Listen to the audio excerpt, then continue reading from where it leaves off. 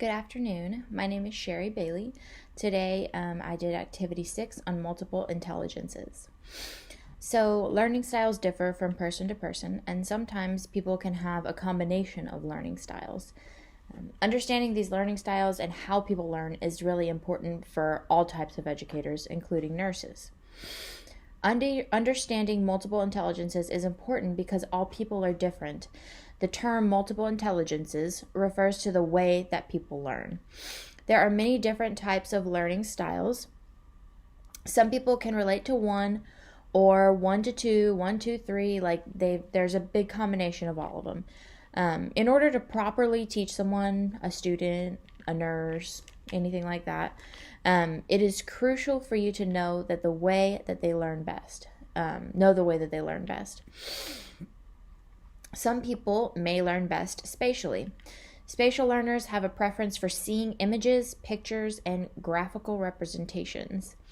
If you're trying to teach a new nurse, for instance, that's a spatial learner, and you give them a piece of paper that has step-by-step instructions written out for the task that they have to perform,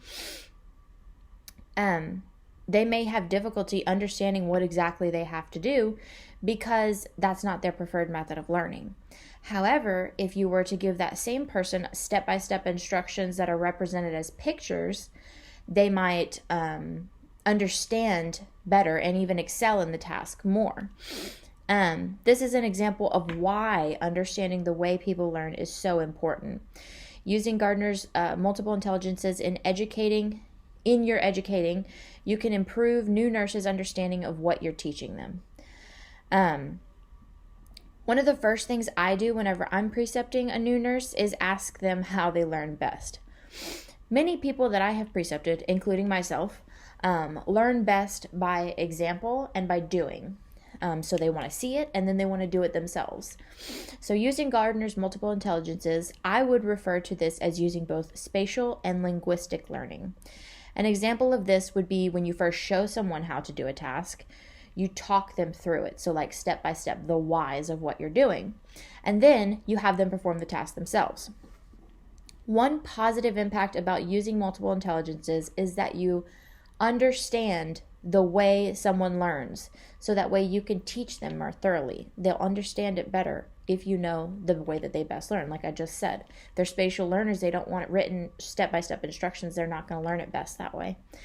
The negative impact is that if you learn differently from the person you're teaching, sometimes it can be difficult for you to teach them because you don't quite understand, there's kind of a gap. You don't quite understand how they learn, and maybe you're not unsure of how to teach that way.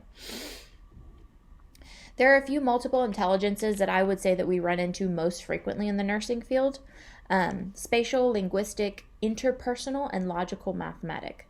Spatial learning, as I previously stated, describes, so that's like a preference for the use of images, pictures, and visual representations. Linguistic learning has to do with, also, we talked about it before, it embraces speaking and listening, reading, and writing. So, talking people through it. These two forms you might see in staff nurses. Like I said, whenever I was on the floor and I would precept someone, that was the most common. They wanted to see it and they wanted to talk about it as they were seeing it done. These two forms we might see in staff nurses. Interpersonal learning could be exhibited in nurses that specialize in psychiatric nursing or case management. Interpersonal learning uses the give and take of communication with intonation and punctuation with the goal of understanding, empathy, and learning from one another. So these people enjoy learning from how you talk to them. They're going to take those context clues, empathize, and all that other stuff, and that's how they're going to learn. Let's see. Lastly, logical mathematic learners. These people analyze problems logically, carry out mathematical operations, and investigate issues scientifically. These types of nurses you might find in nursing research. They like to use experimentation and investigation to figure things out, to learn. So they like numbers, they like graphs, charts, etc., all that stuff. So in general, when educating individuals, it's important to understand their uniqueness. And understanding the way that people learn is crucial to understanding how to teach them.